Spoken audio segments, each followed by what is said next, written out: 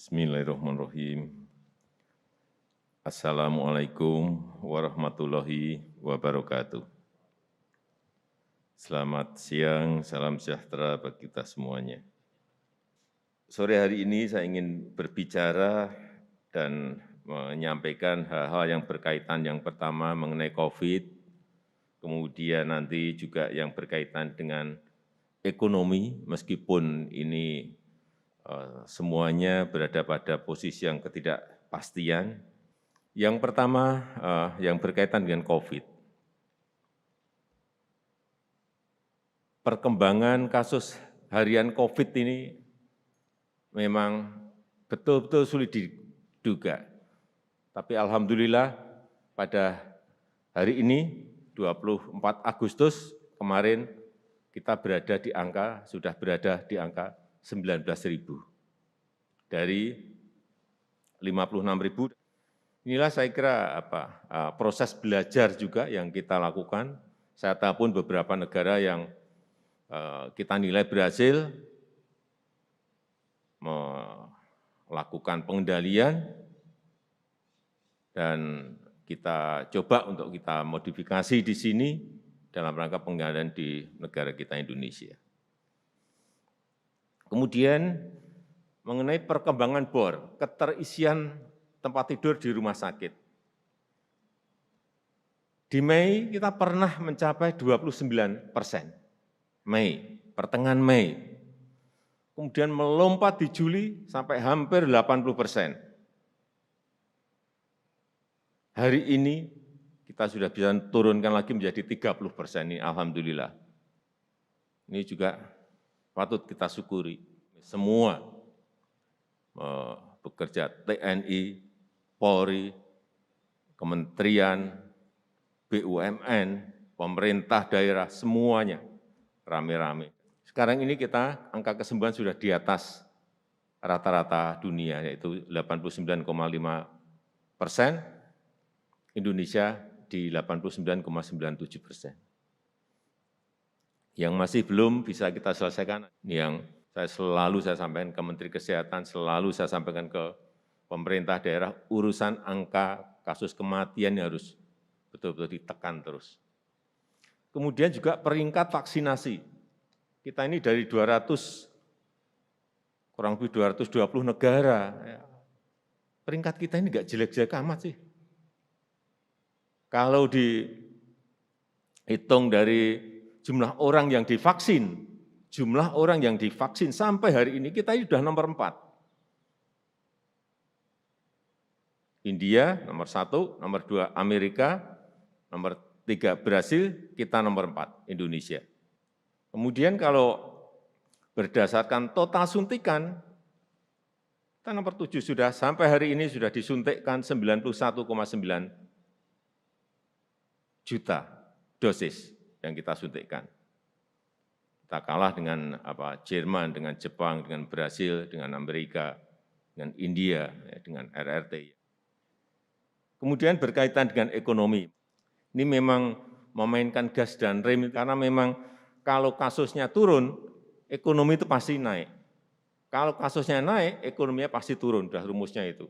Nah itu mencari equilibrium, mencari keseimbangan disitulah yang sebetulnya paling sulit.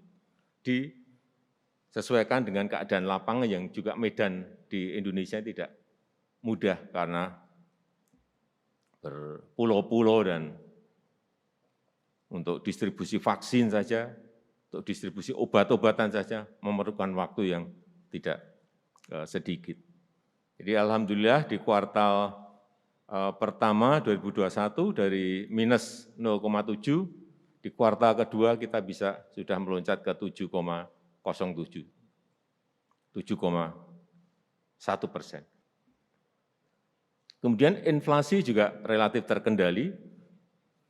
Kalau kita bandingkan dengan negara-negara lain, inflasi kita masih relatif terjaga di 1,5.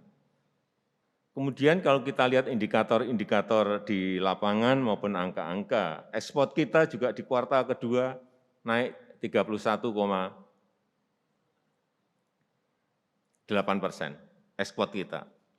Baik ekspor di bidang pertanian yang kita juga kaget ada sebuah kenaikan yang lumayan signifikan dan ekspor barang-barang yang lain. Saya kira ini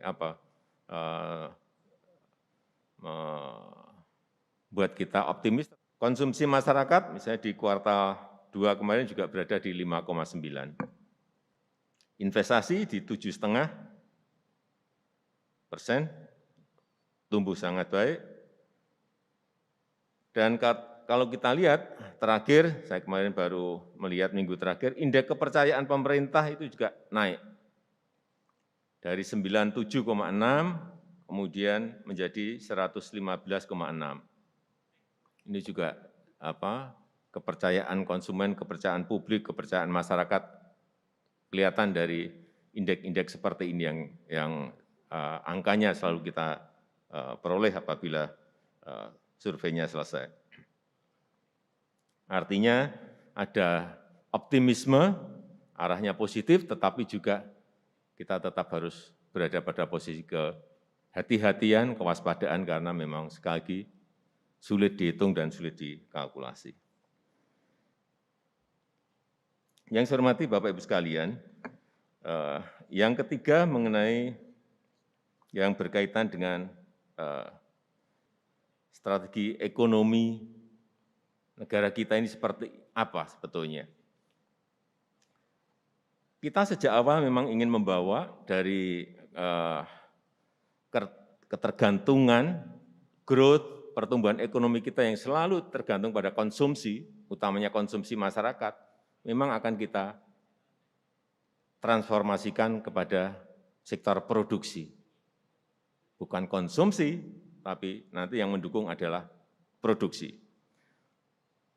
Oleh sebab itu, semua komoditas yang kita miliki sekarang ini kita dorong untuk hilirisasi, untuk industrialisasi, yaitu yang berkaitan dengan misalnya nikel yang ke depan saya kira dalam waktu 3 tahun ini atau maksimal 4 tahun ini semuanya akan berubah menjadi barang jadi, dan juga yang paling penting adalah di lithium baterai, baterai listrik, baterai mobil listrik. Ini yang nanti akan menyebabkan nilai tambah di industri ini menjadi meningkat sangat besar. Dan juga boksit juga sama, akan kita hilirisasi dan sudah mulai ekspor. Pabriknya sudah jadi dan sudah mulai ekspor. Juga saya kira nanti komoditas yang lain juga sama. Kelapa sawit yang turunannya sampai banyak sekali, semuanya memang harus dihilirisasi semua. Sehingga nilai tambah itu ada di dalam negeri. Termasuk hal-hal yang berkaitan dengan pertanian, seperti porang. Porang ternyata bisa dibuat apa saja, dan nanamnya mudah sekali. Di tanah yang kayak apapun dia bisa hidup.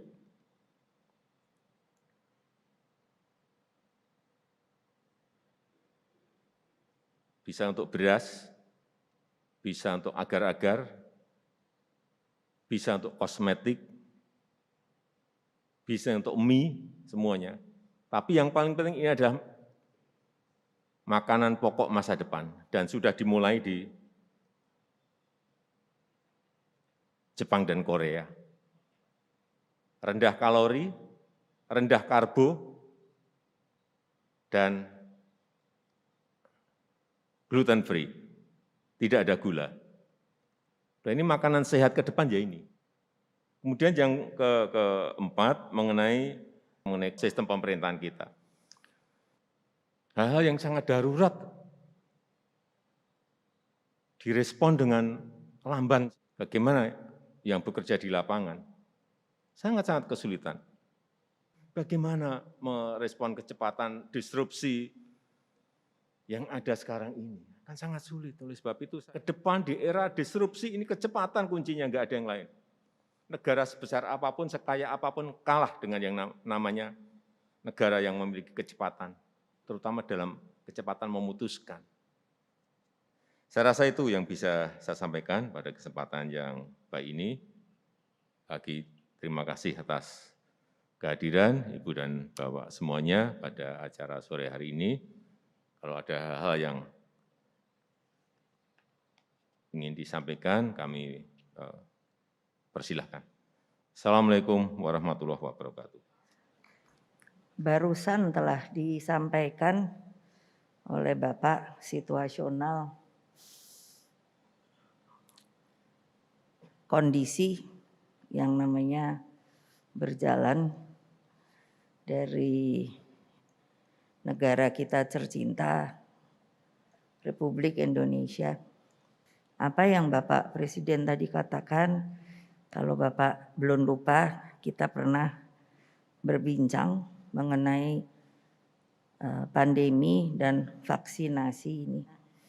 Waktu bertemu saya bilang, Bapak jangan yang tegar, saya bilang ini tidak hanya kita saja, seluruh dunia. Kita belum tahu kecepatan antara vaksinasi dan artinya sebagai bagian dari pengobatan dan meruntuhkan virus ini berapa lama. Memang disebut ini saling berkejaran. Makanya menjadi ada banyak varian. Kita sudah sampai pada sebuah varian Delta. Tapi yang paling penting sebenarnya inti daripada persoalan itu adalah satu, kedisiplinan dari masyarakat dan pengetahuan singkat dari masyarakat bahwa sebetulnya vaksin itu bukan obat, tapi membuat imunitas kita menjadi tinggi. Mengapa ada yang sudah divaksin bertanya, kok kena lagi? Karena ya sudah lupa kehati-hatian yang sangat populer sekarang adalah prokes. Itu sangat benar Bapak, kita sudah benar. Makanya saya bilang saya dukung Bapak. Jalur kita sudah betul. Apa yang membuat kita bisa seperti tadi Bapak katakan itu? Karena kita ini menurut saya punya Pancasila. Pancasila kalau di lapangan tuh gotong royong. Alhamdulillah. Lalu bagaimana kondisi ekonominya? Saya sangat yakin. Tapi yang tolong dianjurkan terus adalah masyarakat ya harus tetap prokes. Untung sudah ada surat vaksinasi. Nah itu juga sebuah bagian yang saya bilang sangat efektif.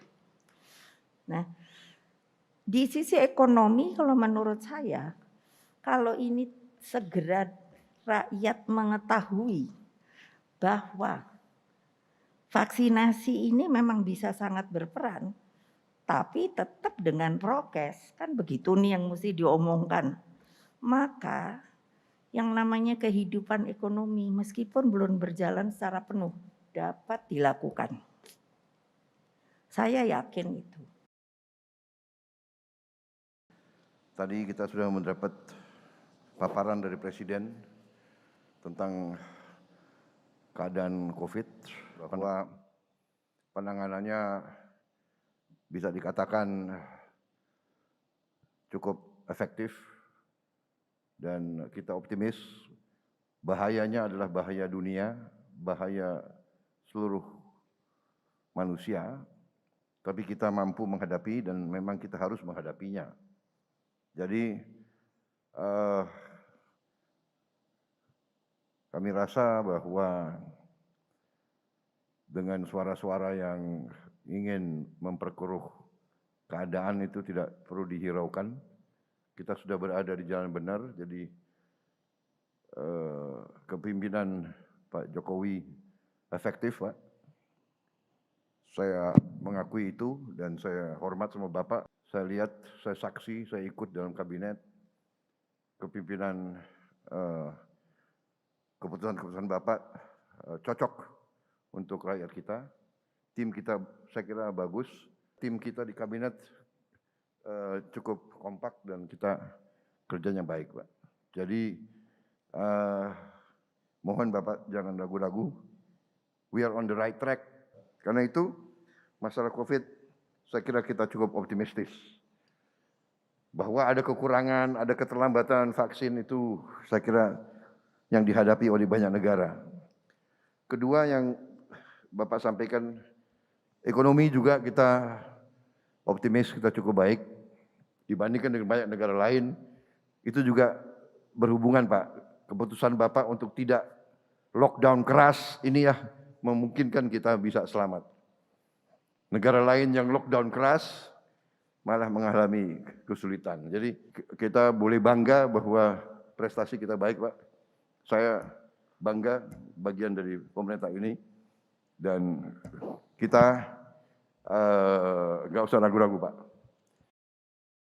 Beberapa waktu yang lalu kita membahas mengenai Cipta Kerja, Pak Presiden. Ini salah satu reform terbesar yang dilakukan di bawah kepemimpinan Bapak Presiden. Mengenai perekonomian ke depan, kita perlu mencapai pertumbuhan yang di atas rata-rata yang sudah bisa dicapai. Utamanya adalah untuk mendorong penurunan kemiskinan dan lapangan pekerjaan. Dan tadi menegaskan apa yang disampaikan Bapak Presiden, penanganan COVID yang cepat itu dengan kepemimpinan Bapak Presiden. Jadi dipimpin dari pusat menggunakan TNI Polri. Kalau ini menggunakan yang dari bawah, ini tidak terjadi Pak. Karena kita sudah mencoba yang namanya PSBB, antara Jakarta Raya dengan Bekasi dan Kabupaten Bogor aja tidak sinkron, sehingga efeknya bolak-balik. Kita patut bersyukur atas prestasi-prestasi pemerintah dan apa yang disampaikan oleh Pak Presiden adalah langkah-langkah keberhasilan yang harus kita dukung penuh dan masa-masa yang paling sulit menurut saya sudah teratasi Pak. Saya baru dari beberapa daerah terlibat vaksinasi dan pelibatan vaksinasi masyarakat organisasi itu sangat efektif. Pemerintah bekerja dengan partai, dengan ormas, dengan kaum muda, dengan kampus, itu luar biasa. Jadi kampanye vaksinasi yang paling mudah adalah keterlibatan semua komponen di dalam kebersamaan pelaksanaannya. Itu sangat efektif. Kita mempunyai benang merah yang sama. Semua sepakat. Secara jujur kami mengapresiasi kerja keras yang telah dilakukan. Dan kami berbesar hati. Bagi saya pribadi dan tentu bagi seluruh keluarga besar partai yang saya wakili, merasa berbangga hati atas seluruh jerih payah kerja keras yang telah dilaksanakan oleh Presiden Jokowi beserta dengan seluruh jajaran kabinetnya. Dalam penanggulangan masalah COVID ini, saya bisa memahami betapa masalah ini bukan masalah yang sederhana dan mudah. Kita sedang membangun kesadaran masyarakat kita untuk bisa berperan aktif, menjadi warga negara yang mengerti hak dan kewajiban yang juga mereka harus sertakan. Kita juga berhadapan dengan realitas tingkat disiplin pribadi dan disiplin nasional kita sebagai satu bangsa dan etos kita masih lemah. Masalah ekonomi tidak ada pertumbuhan pun, menurut saya sudah satu kemenangan bagi kita sebagai satu bangsa dalam menghadapi permasalahan seperti ini. Mengenai COVID saya tidak perlu lagi sampaikan Bapak, karena COVID juga waktu kami bertemu dengan beberapa ahli ekonomi di Amerika, mereka justru menceritakan kepada kami mengenai rumus-rumus Arnold, RT yang bagaimana caranya itu yang dikendalikan dan kita telah melakukan itu. Jadi saya kira kita sudah on the right track. Tidak ada negara manapun yang punya resep yang benar. Yang penting adalah prosesnya benar. Dan kita sudah dinilai prosesnya benar. Bagaimana kami kerja dalam situasi pandemi? Kami akan membentuk worksite bubble. Jadi nanti ada border control. Kemudian juga nanti ada emergency yard, ada emergency teras, kemudian juga logistik yardnya di tempat titik-titik yang Bapak Presiden sudah melihat kemarin, kami sudah lakukan. Jadi once ada kejadian sesuatu tidak terjadi efek penularan. Apa yang disampaikan Bapak Presiden tadi, sudah excellent Pak. Kata kuncinya Indonesia itu gotong royong, yaitu termasuk Omnibus Law kan itu sudah memudahkan. Saya karena baru pertama, nggak boleh banyak-banyak Pak. Bicaranya sedikit aja, semoga manfaat. Sekali lagi terima kasih atas kesempatan diberikan Bapak Presiden.